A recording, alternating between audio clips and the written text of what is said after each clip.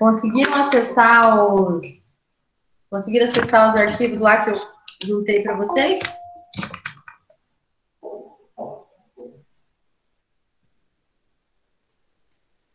Eu juntei 2 arquivos lá, então, um material de apoio para aula e um artigo como material complementar para leitura posterior de vocês.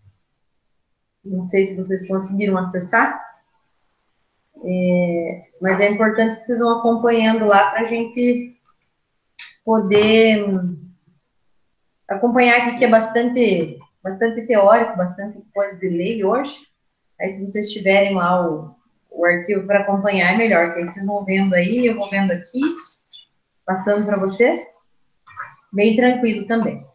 Gente, então hoje, na aula passada, nós falamos sobre os instrumentos da política ambiental, política pública ambiental, falamos sobre os instrumentos, os objetivos gerais, específicos da Política Nacional do Meio Ambiente, todos aqueles instrumentos que são utilizados, os princípios, para atingir os objetivos da Política Nacional do Meio Ambiente, né? Que é uma lei aí destinada a resolver questões ambientais dentro do mercado de trabalho e das empresas principalmente, tá?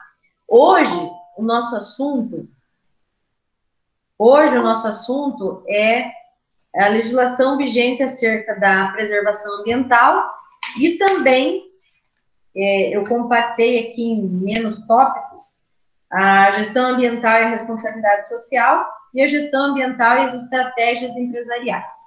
Por que eu fiz isso? Porque hoje, então, oficialmente é a nossa última aula da disciplina, então por isso que eu coloquei bastante coisa aqui e mais um material complementar, porque nós tivemos que aí juntar as aulas de hoje e da semana que vem, porque na semana que vem, então, última semana antes da semana de revisão, vocês, é isso mesmo? 19, hoje, 16, isso, 23 revisão e 30 prova.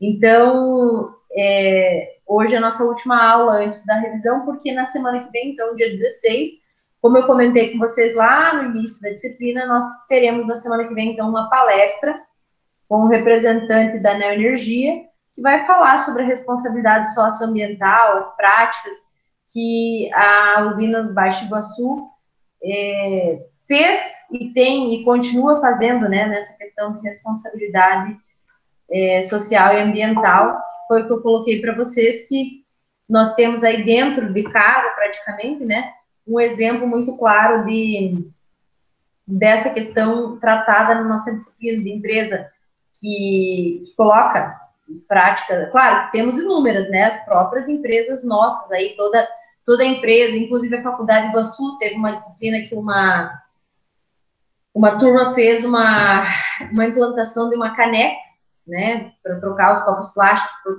caneca. São, claro, práticas pequenas, mas que se todos praticarem de forma menor, com certeza vai atingir o todo também, né? Então, mas eu coloco da UHE Baixo Iguaçu porque é um exemplo, assim, de macro, né? De mais relevância, mais impacto que de uma só empresa. Mas, como eu disse, se nós pegarmos todas as nossas empresas aí que nós trabalhamos, que nós administramos, que nós somos proprietários, nós podemos observar várias práticas que têm cunho de responsabilidade social e ambiental que podem ser deslumbradas também, tá? Então, na semana que vem, não se atrasem, por favor, 19 e 10, eu sei que vocês nunca se atrasam, então aí, pontuais, estão de parabéns, inclusive, por isso, olha aí, ó, 7h20, nós já estamos aí com a aula iniciada e com bastante gente aí para acompanhar, tá? Então, faremos, então, na semana que vem essa aula, essa palestra, acredito que demora aí 1 hora, mais ou menos, o tempo da duração da nossa aula aí mesmo, normal. E daí, na outra semana, na 23, faremos a nossa revisão, tá? Gente, eu peço mais uma vez, para quem não apresentou trabalho, não mandou o áudio ainda, faça isso, para que possa computar aí na nota de vocês, ok? Então, hoje, nós falaremos sobre a legislação vigente acerca da preservação ambiental no Brasil. Então, tudo que na semana passada nós falamos somente sobre a Política Nacional do Meio Ambiente. Agora, nós falamos, então, envolvendo as demais legislações. Algumas vocês já conhecem, algumas nós já falamos, mas como eu falei, eu acabei por compactar tudo nesse artigo aqui, nesse arquivo, que é onde vocês vão encontrar de forma mais tranquila e mais fácil aí. Bem-vindo, Marco. Vamos continuando, então. Gente, como nós já falamos, de acordo com a pirâmide da hierarquia das fontes dentro do direito, no direito ambiental não é diferente, né? Então, nós temos lá como topo da pirâmide, como sendo mais importante, portanto, vem primeiro ali o artigo 225 da Constituição Federal, que eu acho que se eu fizer uma prova oral com vocês, todos saberão me responder o texto do artigo 225, que nós falamos tanto sobre ele, né? Tanto que ele aparece desde o início, desde a primeira aula, e hoje, então, na nossa aula expositiva, a última, ele continua aparecendo, né? Então, o texto do artigo 225, ele é muito claro, muito esclarecedor, ele inicia e dá norte para se dissipar, né, para outros ramos, para outras partes, o significado desse artigo 225, que é o mais importante, né? Então, diz ali que todos têm direito ao meio ambiente ecologicamente equilibrado, bem do uso comum do povo e essencial à sadia qualidade de vida, impondo-se ao poder público e à coletividade o dever de defendê-lo e preservá-lo para as presentes e futuras gerações. Então, é aquilo que nós já falamos, aquele contrato entre gerações, trazendo, então, como obrigação do poder público e da coletividade de preservar o meio ambiente. Então, essa é uma das leis vigentes com relação à preservação ambiental no Brasil. É uma lei bastante genérica, tá? Sem nenhuma restrição. Eu vi que tem uma... Tá com algum problema na transmissão? Vocês estão conseguindo me ouvir bem? Sim, prof. Sim, prof, tudo certo. Ah, tá. É que eu recebi uma mensagem aqui de uma colega de vocês, mas não era para me xingar, que não estava funcionando. Fiquei preocupada. Depois, gente, depois que vem o artigo 225 da Constituição Federal, eu cito para vocês o Código Florestal Brasileiro. Já falamos em outras oportunidades também sobre o Código Florestal, mas ele é uma lei relativamente nova, vocês devem ter ouvido falar, mesmo que de forma através dos meios de comunicação, né, através de jornais e tudo mais, dessa lei editada, publicada, que entrou em vigor em 2012, né, o novo Código Florestal. Nós tínhamos um Código Florestal lá em 1965, já estava obsoleto. Então, em 2012 foi criado esse novo Código Florestal, e o que tem de bem importante, claro, tem inúmeros dispositivos ali que falam sobre a preservação ambiental, mesmo porque é um Código Florestal, é específico dessa área do direito ambiental. Então, ele estabelece a responsabilidade do proprietário de espaços protegidos entre área de preservação permanente, a famosa APP, então, área de preservação permanente, gravem a sigla aí, já devem ter ouvido falar também, e a reserva legal de proteger o meio ambiente sempre.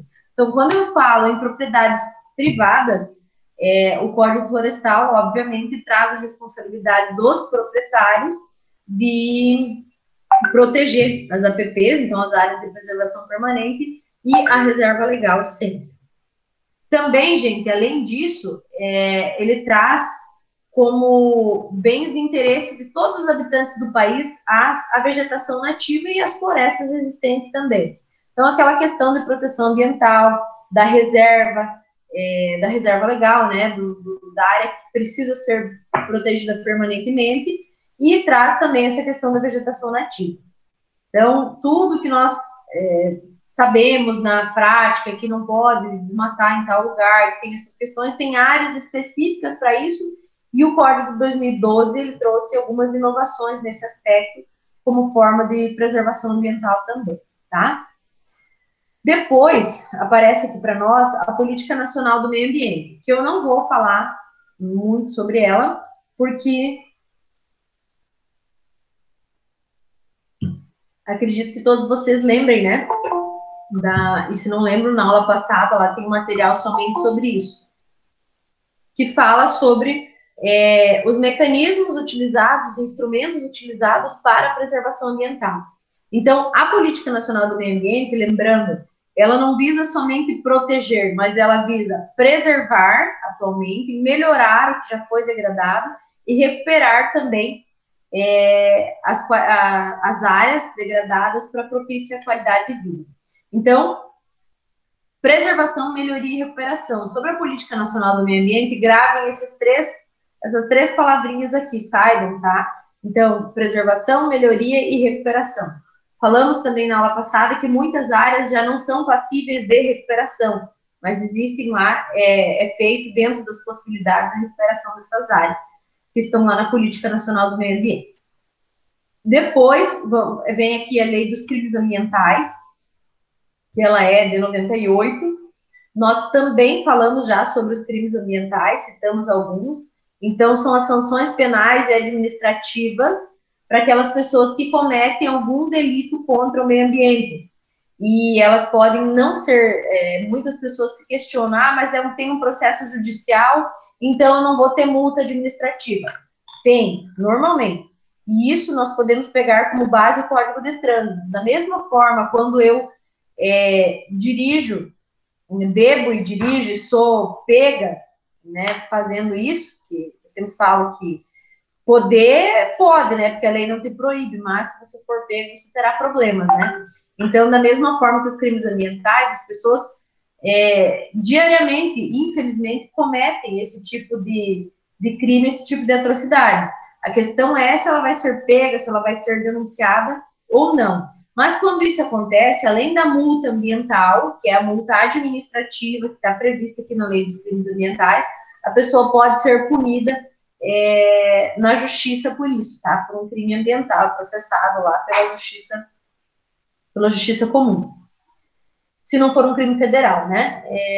E aí, gente, eu coloco aqui para vocês dessa questão dos crimes ambientais, porque existe também a possibilidade de pessoas jurídicas, então, serem penalizadas. E, normalmente, os crimes ambientais, eles acontecem em muitos casos através de pessoas jurídicas, né? De empresas que cometem crimes ambientais, que descartam os rejeitos em locais errados, fazem alguns tipos de poluentes, emitem e continuam mantendo, não tentam diminuir. Então, tudo isso, esses crimes ambientais também podem ser cometidos por pessoas jurídicas.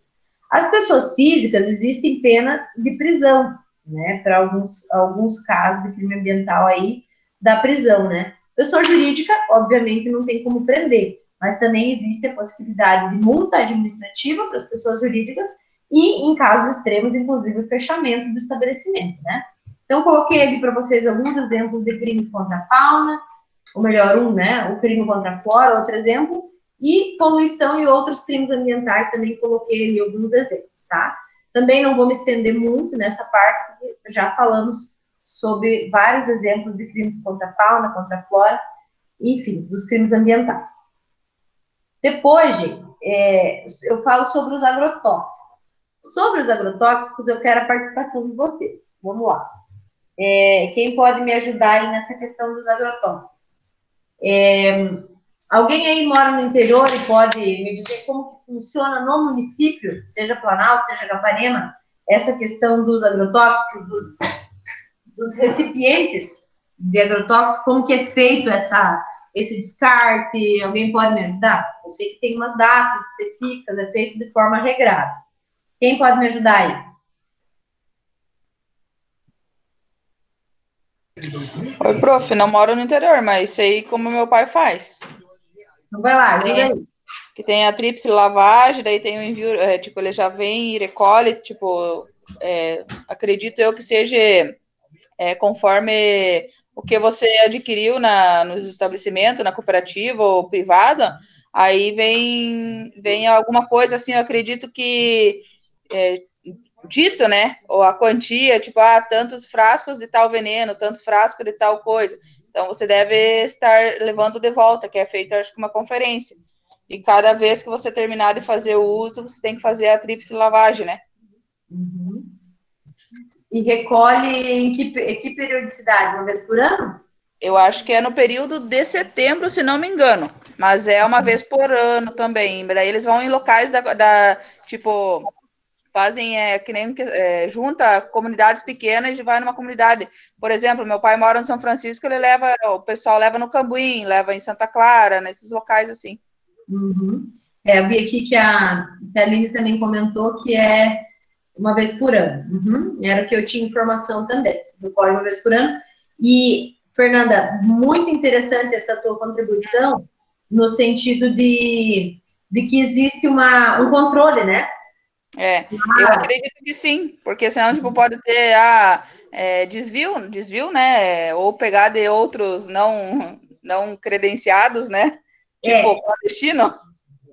Então, exatamente isso que eu ia falar para ti. A lei, ela é bem clara, né? Que tem que fazer enrolou tudo aqui o americano, tem que fazer a tríplice lavagem e que o descarte tem que ser no local e que tem que haver esse controle. Por quê? Porque a lei espera que todo brasileiro compre produto com nota, né? Produto de origem ilícita e com nota. Mas aí nós temos que contar, né, com essa outra questão também.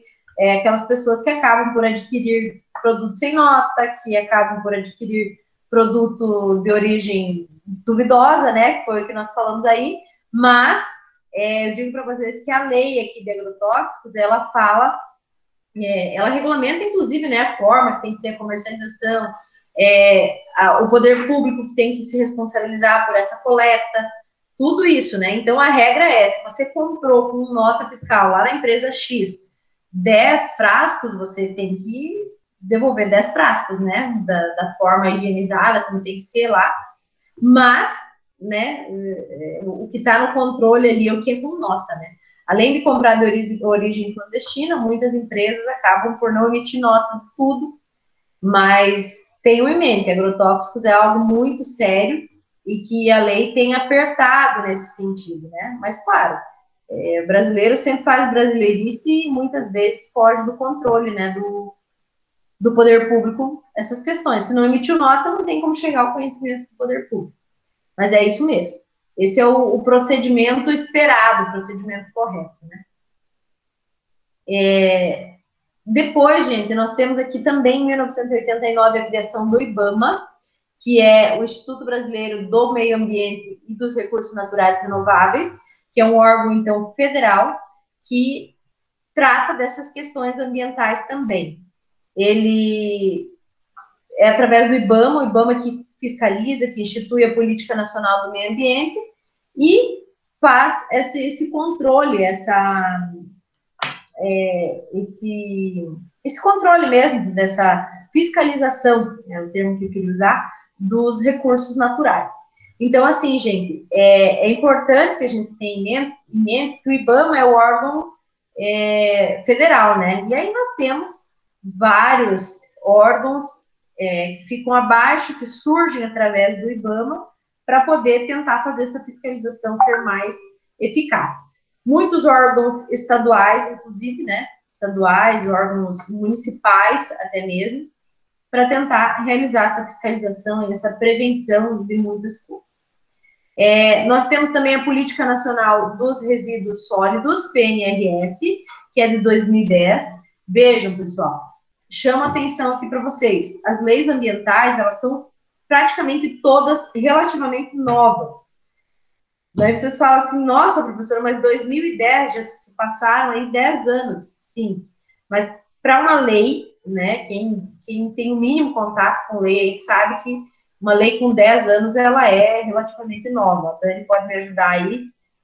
É uma lei relativamente nova, porque nós temos leis muito mais antigas que ainda estão em vigor no país.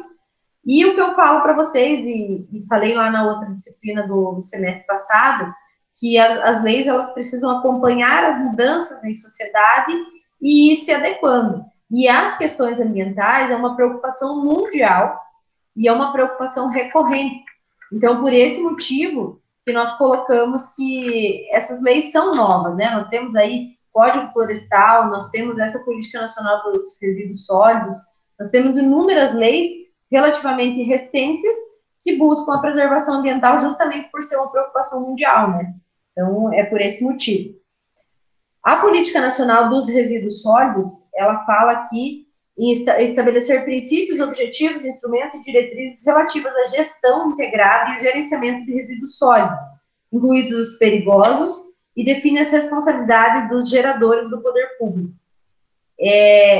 O que é colocado nessa Política Nacional dos Resíduos Sólidos? Ela impõe aquelas pessoas que geram, todos nós que geramos resíduos sólidos, em uma cadeia de preferências. Qual que é essa cadeia de preferência ou essa cadeia de prioridade? Primeira situação, não gerar, né? Tentar não gerar resíduos sólidos. Não é possível, então vai para redução dessa geração. Aí, em terceiro, vem, então, tentar a reutilização. Então, se você não conseguiu deixar e reduziu ou não conseguiu reduzir, que você reutilize, que você faça reciclagem, que você trate os resíduos sólidos que a tua empresa, aqui nós falando de empresa, né, acaba por eliminar no meio ambiente. Então, são essas 5 questões aqui. Primeira situação, não gerar. Segundo, reduzir. Terceiro, reutilizar. Quarto, reciclar. E quinto, então, tratar esses resíduos, esses rejeitos. E aí nós temos todo esse tratamento aí nessa Política Nacional do Resíduo Sólido. Depois nós temos a questão dos recursos hídricos. Nós estamos no momento, né? Claro que o nosso problema aqui é isso aqui, perto do que nós estamos tratando aqui na lei, né? Na política dos recursos hídricos, que é a política e o Sistema Nacional dos Recursos Hídricos, também uma lei federal, que é lá de 1997. Coloca principalmente por que nós pagamos. Nós pagamos hoje pela água, né? Pela utilização da água. Mesmo que eu não utilize o valor, o mínimo lá, que é estabelecido como taxa mínima, aqui no Paraná nós pagamos a taxa mínima, natural. Mas, professor, é um recurso natural, ele deveria ser gratuito. Claro, vocês têm em mente, vocês têm noção que ele é tratado, ele tem uma empresa que faz todo esse tratamento, todas essas questões. Porém, essa lei traz essa questão da cobrança, porque justamente para que as pessoas tomem esse cuidado com relação ao gasto, né, o que não vem ocorrendo. Então, hoje nós tivemos, na última semana, aí tivemos a questão desse risco de desabastecimento em função da estiagem, mas esse é um exemplo aqui, a nível regional nosso, né, mas existem inúmeros lugares no país que não chega água potável, nós sabemos disso, né, então, também, mais uma prova de que essa política nacional e o Sistema Nacional dos Recursos Hídricos precisa ser plenamente atuante.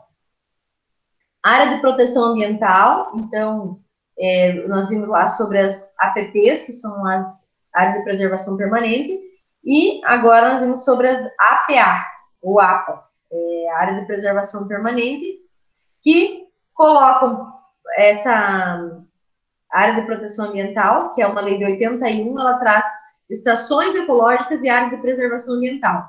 E eu coloquei ali para vocês também a definição do que se tratam essas estações ecológicas e as áreas de preservação ambiental, que depois vocês deem uma olhadinha aí, anotem, sublinhem para vocês darem uma espiada nisso também depois. Depois vem falando sobre o patrimônio cultural, acredito que vocês lembrem lá de quando nós conceituamos meio ambiente. O meio ambiente, ele não existe o meio ambiente cultural também, que fala do patrimônio histórico e artístico nacional, tudo aquilo que deve ser protegido, tudo aquilo que vincula fatos memoráveis da história do Brasil. Então, falamos também, quando nós falamos sobre esse conceito aqui, de inúmeros prédios que são tombados pelo patrimônio público, né, que não podem, inúmeras cidades que têm lá prédios no centro que não podem ser mais de tantos andares, alguns edifícios que não podem ser destruídos, que devem permanecer ali intactos, porque fazem parte do patrimônio histórico e artístico nacional.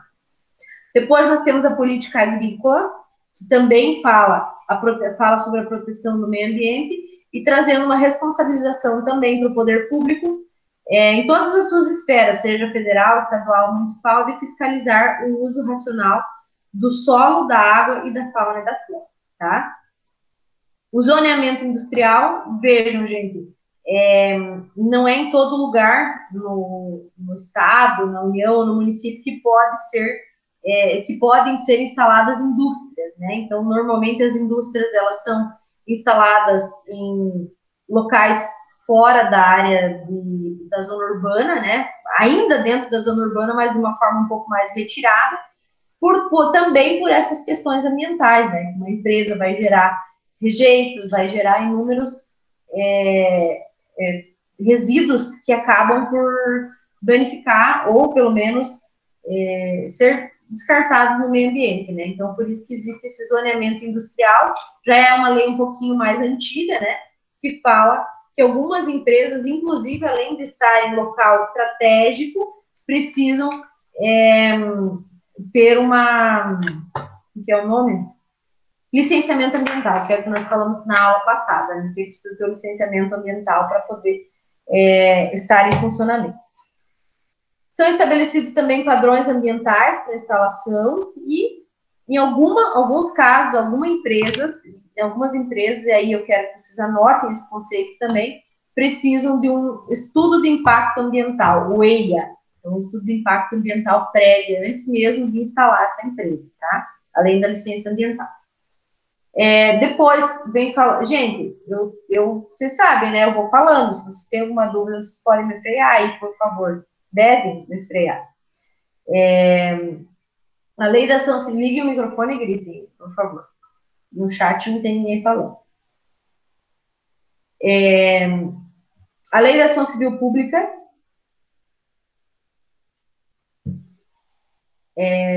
trata de interesses difusos, ou seja, interesses da coletividade, de várias pessoas, como interesse não só, e questão ambiental não deixa, em momento algum, de ser um interesse difuso, porque trata justamente da coletividade, que é o interesse de todos, tá? Lei das atividades nucleares, então, além de proibir deixar claro que trata de um crime, tem a questão da responsabilidade civil também pelos danos nucleares e pela responsabilidade criminal.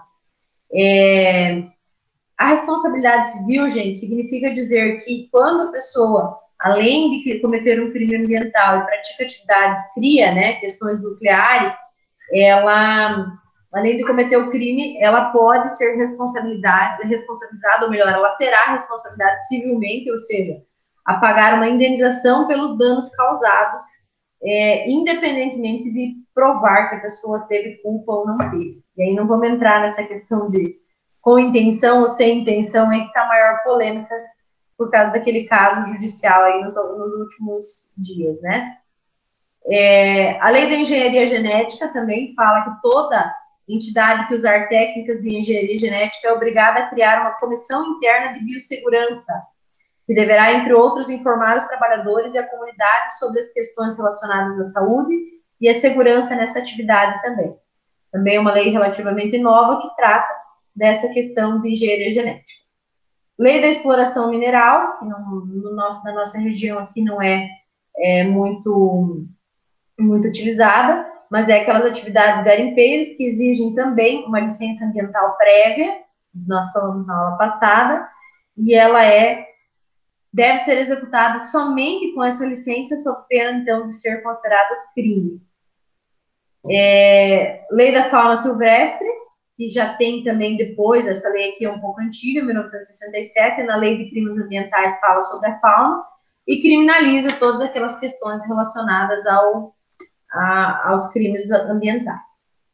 Lei do parcelamento do solo urbano, que é a última, então, nós vimos inúmeros exemplos de loteamentos, né? O crescimento populacional, as próprias zonas urbanas dos municípios, elas vão se expandindo, né? Se vocês forem olhar e observar, tanto Capanema quanto Planalto, existem muitos loteamentos construídos, edificados, e já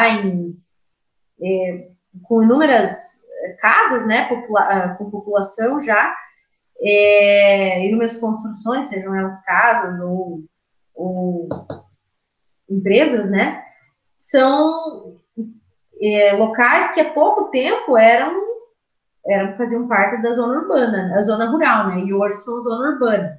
Então, esses loteamentos, eles precisam também de uma licença, precisam de inúmeras questões para poder tornar esses loteamentos como área urbana. E, principalmente, essa lei, ela proíbe a criação de loteamentos e área urbana nos locais que possam gerar perigo à saúde da população, da coletividade, e em terrenos alagadiços. Então, por isso que as licenças ambientais, elas acabam por sair depois que for analisado todas essas questões, né? Claro que não precisamos ser hipócritas, né? Em muitos casos, as licenças acabam por sair mesmo danificando, mesmo prejudicando o meio ambiente. Infelizmente, são órgãos do governo, que em alguns momentos entram questões políticas também, né? Mas são questões que são analisadas pelo órgão competente do ambiental, seja ele estadual ou federal, mas que analisa todas essas questões também. Gente, sobre essas leis que nós falamos até agora, alguém tem alguma dúvida?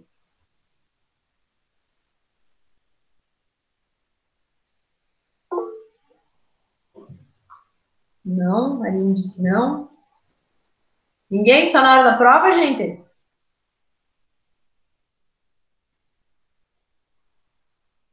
Só na hora da prova, me responda para ver se vocês estão vivos aí do outro lado.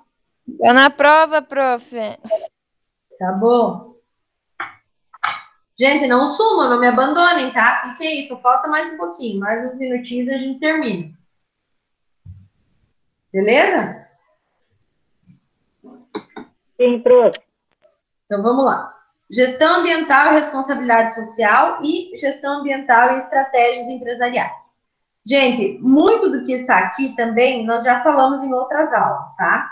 Falamos lá no início algumas dessas questões aqui.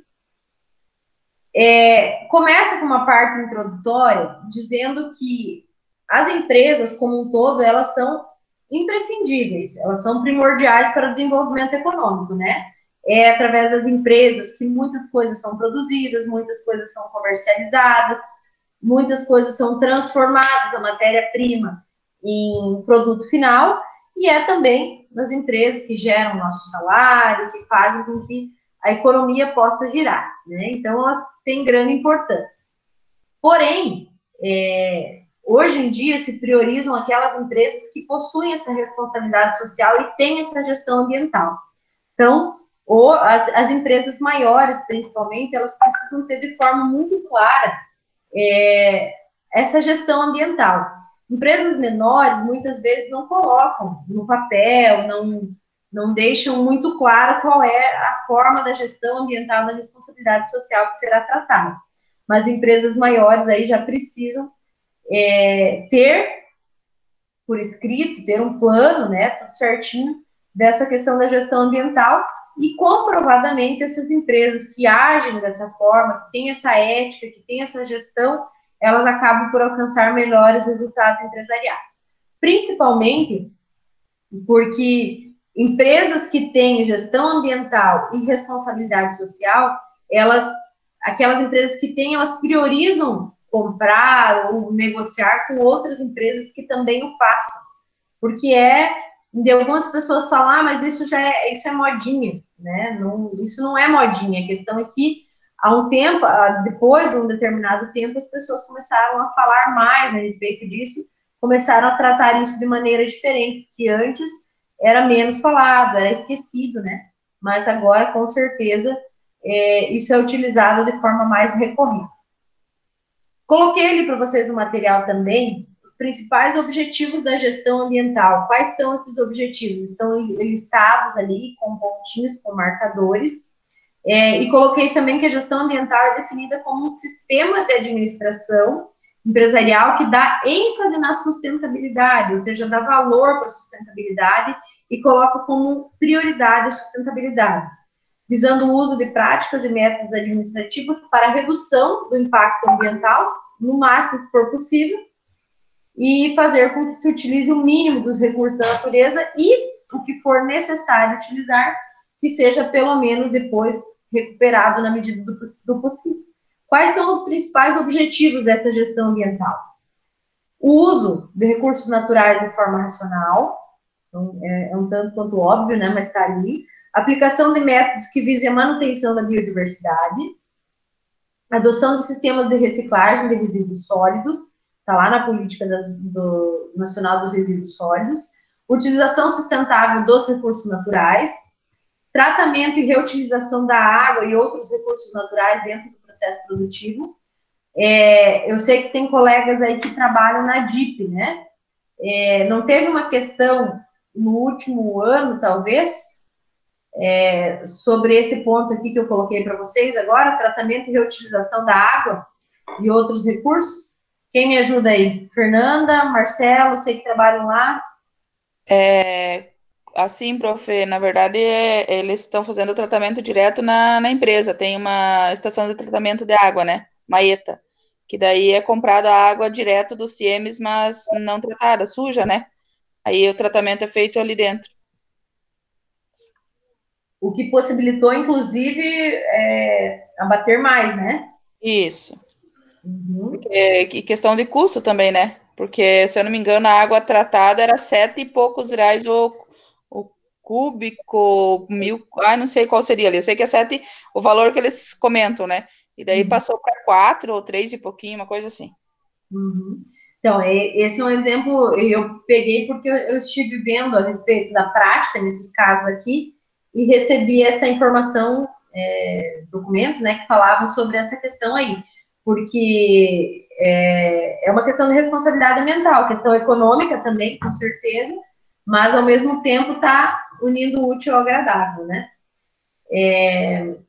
A criação de produtos que provoquem o mínimo possível de impacto ambiental, uso de sistemas que garantam a não poluição ambiental, treinamento de funcionários para que os funcionários também tenham essa conscientização ambiental para que tudo possa caminhar de forma conjunta, né? Eu coloquei ali também, nos objetivos da gestão ambiental, o treinamento de a criação de produtos que provoquem o mínimo possível de impacto ambiental. Outro exemplo desse tamanho, né, gente? Vocês devem ter ouvido falar já, devem ter visto, talvez alguns até tenham, do impacto ambiental que causa, por mais que seja um canudinho, né? Que quantos a gente utiliza por dia, quantos são utilizados por dia, quanto tempo eles demoram para sair do meio ambiente, e a criação, então, de produtos que causem menos impacto ambiental, que é o exemplo daqueles canudinhos de metal, né? Um exemplo também pequeno, mas para vocês terem uma noção que às vezes é nas pequenas coisas que se resolve. Como eu coloquei antes para vocês, muitas empresas, fazendo gestão ambiental, elas conseguem reduzir custos, evitando desperdício, reutilizando materiais. Então, o exemplo que a Fernanda colocou ali, que eu coloquei para vocês, e que a Fernanda colocou a prática para nós, é um exemplo muito importante de a empresa criou e mesmo assim, e além de estar resolvendo uma questão ambiental, de ser responsável socialmente e ambientalmente, ela acaba por reduzir custos também, que é muito importante para a empresa, com certeza, né? Para atingir o seu objetivo principal, que é a obtenção de lucro. A responsabilidade social empresarial também está ligada com a questão da ética, né, da gestão transparente, para tentar minimizar os impactos negativos que causam também esses impactos no meio ambiente e também na sociedade como um todo. A empresa é socialmente responsável quando vai além da obrigação de respeitar as leis. Então, assim, todos nós temos obrigação de respeitar leis, enquanto pessoas físicas e enquanto pessoas jurídicas, de pagar impostos, de ter a questão de saúde e segurança, que nós íamos falando na outra disciplina, da questão do acidente de trabalho também, mas essa questão ambiental também está muito colocada e é uma forma também de construir uma sociedade ética, uma sociedade justa, sem dúvida alguma, tá? Comprovadamente, as empresas que têm essa questão, elas se relacionam melhor com outras empresas, como eu falei, e também entram na questão da competitividade.